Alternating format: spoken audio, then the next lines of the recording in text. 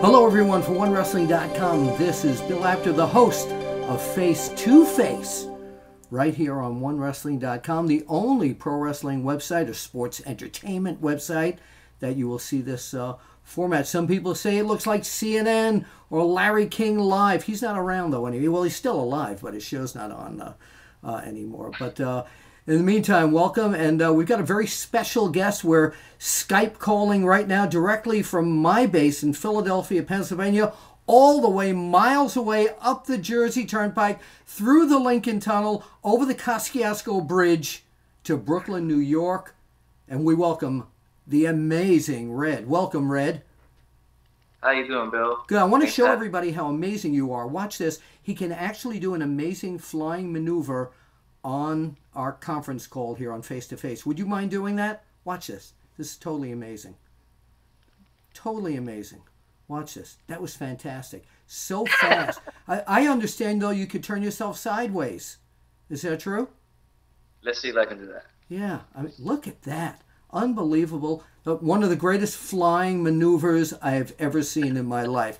So let's talk about flying wrestling, and let's go back. I've always been very impressed by you. When I was growing up, my favorite wrestlers were always the high flying guys, back from the pioneer days of Argentina, Rocca, to Mil Mascaras, and the amazing Zuma, and Jushin Liger, and Ultimo Dragon, and you're right there with all of them, and I love watching you. And for many years, you were doing the fastest. I mean, I couldn't follow you with my camera, but you got hurt at one time, and it kind of took a little bit of your speed away for a little while. And I want to talk to you about injuries. When someone like you, who depends upon the high flying, when you get injured, how do you compensate for it? Tell everybody how and when you were injured.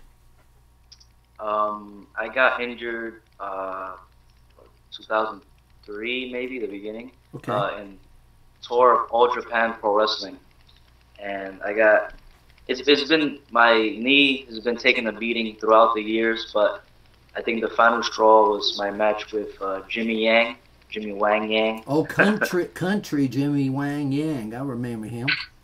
Yeah. Yes, and started out was.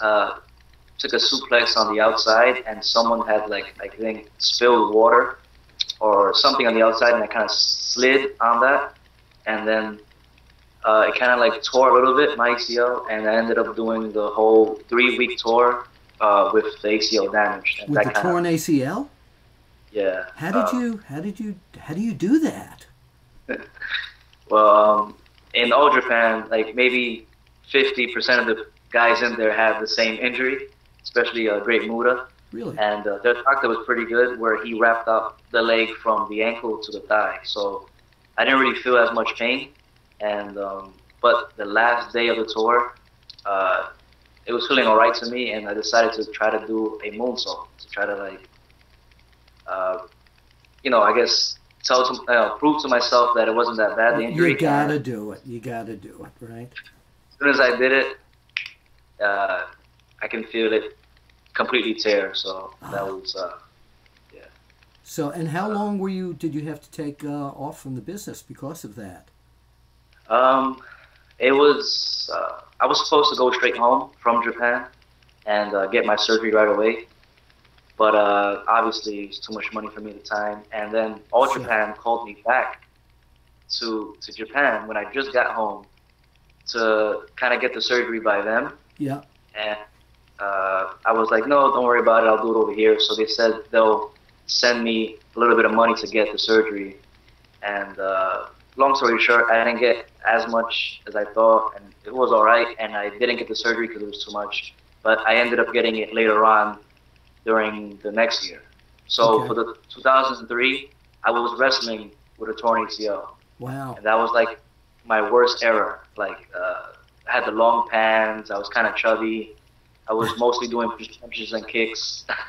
Yeah, but you never quit. You kept working. You kept working. What were you able to do before that injury that today, even though you still perform great, that you can't do, and you still say, I'm going to try that one night? Um, Anything?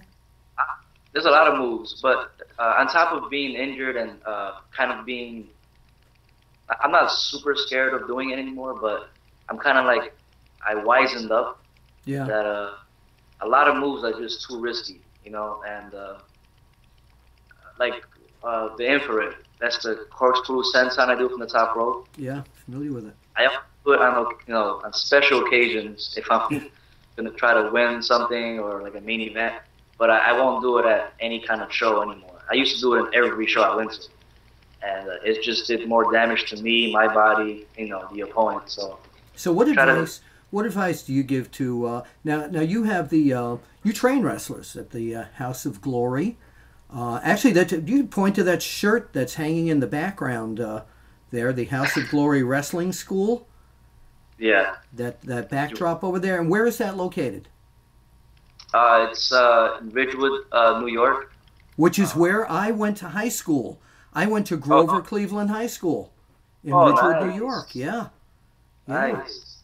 Couple of my cousins went to that school. See, I like that. We're communicating great here. But anyway, getting back to the school, when a guy comes in and wants to be someone like the Amazing Red, and comes in right away, young guy, really green, and he said, "Oh, I want to do all these moves that I saw the Amazing Red do." What do you say to him?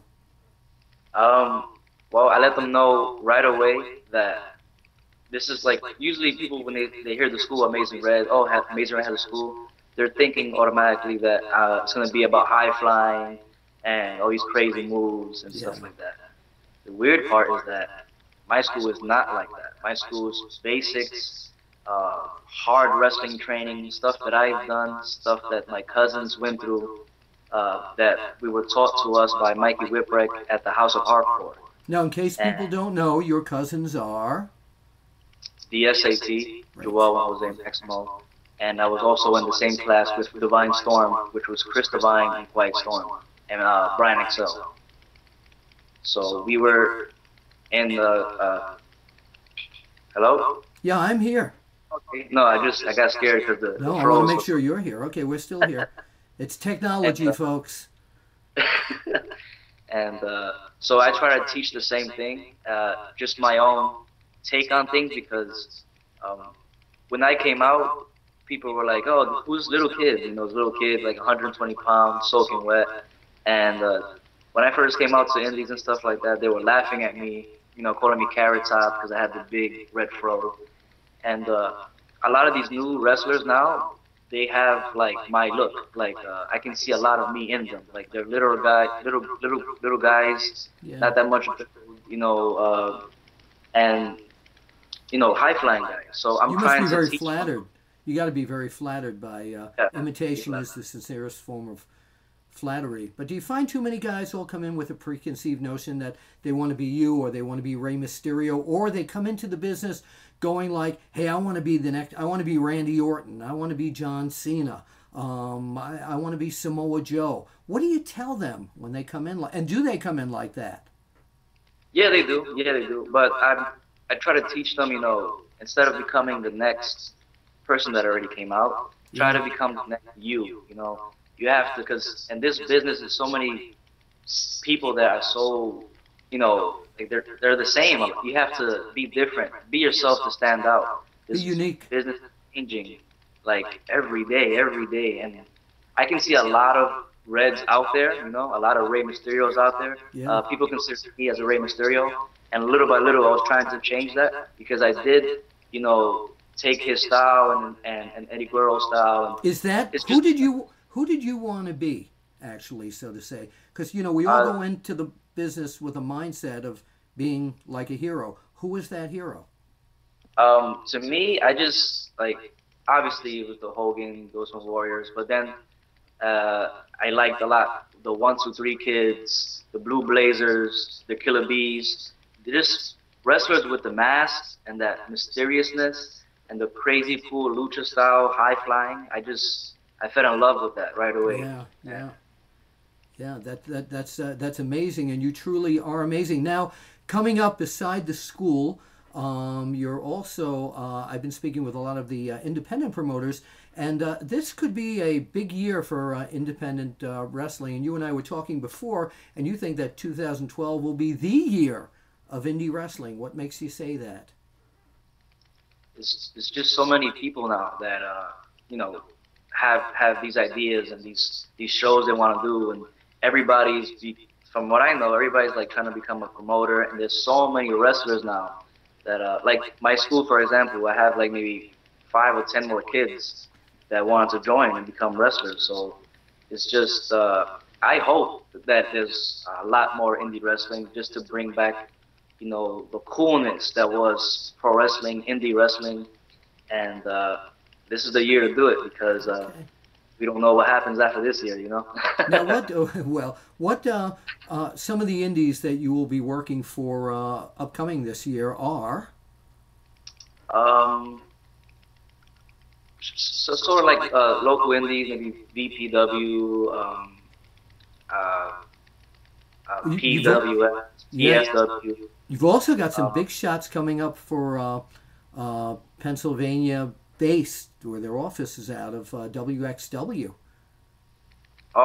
cool, cool. Yeah, I'm trying to get out as much as I can. Yeah. Um, my thing now is I have a couple of injuries that I still need to fix, and it's like internally because I had a bad. I got into like a car accident, but Oh, it kind of hit me, and ever since that day, it was in October of last year. Ever since that day, it's been something wrong inside. But I'm almost uh, clear with everything. So once I'm clear, I'm gonna start hitting the big places. I'm trying to continue talking with ROH and WWE, and I'm trying to do big things this year. yeah, and you were very successful at TNA Impact Wrestling, and that had a great effect on your career because it put you on Yeah, TV just about every week. So that was great for you. yeah, yeah, yeah. So now, go ahead. I'm sorry. No, I'm just saying I love working for TNA. They Yeah. did put me on the map. I got a action figure from them, Yes. T-shirts. So cool to be there. So That's great. well, That's great. Now, you had a big announcement that you said you wanted to reveal at the end of our face-to-face here, and tell me what that is.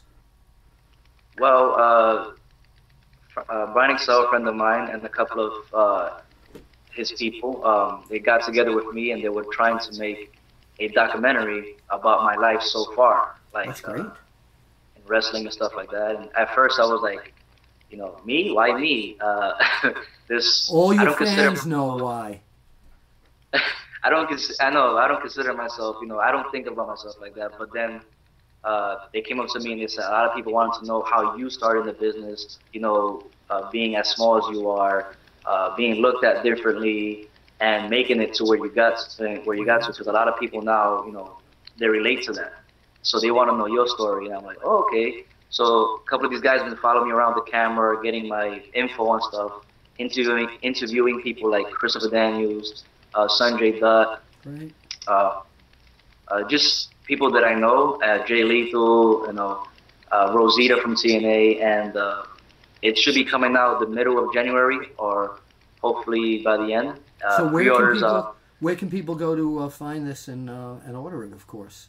pre-orders are available now through my Amazing Red fan page, but they'll be available soon on the House of Glory online webpage, which is my wrestling school. Okay. So it's houseofgloryonline.com, and a couple of days you should be able to pre-order it through there. That'd be great. And what about? Do you have a Facebook page that people can order from as well?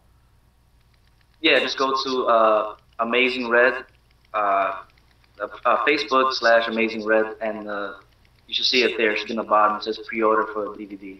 All right. Now we're looking for a great 2012 season from you. And by the way, a friend of mine is here right now. He said he wants to challenge you. Could you hold on for one moment? Let me Yes. Let me go and get him. Well, I dressed like Bill Apter to come here to challenge you.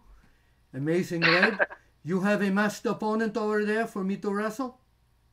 Yes, I actually have somebody for you. Why don't you Hold go on. get him? Go get him. Many, many years I have been wanting to wrestle this man, the Amazing Red, to show him exactly how amazing I can be in the ring. Oh, my goodness. Okay, I don't want to wrestle you. Okay, so we better cut this off. Let me get Bill Apter. Guy was a complete coward. That was unbelievable. Amazing Red, thank you for sharing our face-to-face. Thank you. And once again, it's the House of Glory, and people want to get a hold of you for the House of Glory and train to be a wrestler. They go to houseofgloryonline.com. All right, sounds great. For the Amazing Red, this is Bill Apter for Face-to-Face right here on 1WRESTLING.com, and we'll see you at the matches. Give him that finger right into the camera there, Red. We'll see you at the match.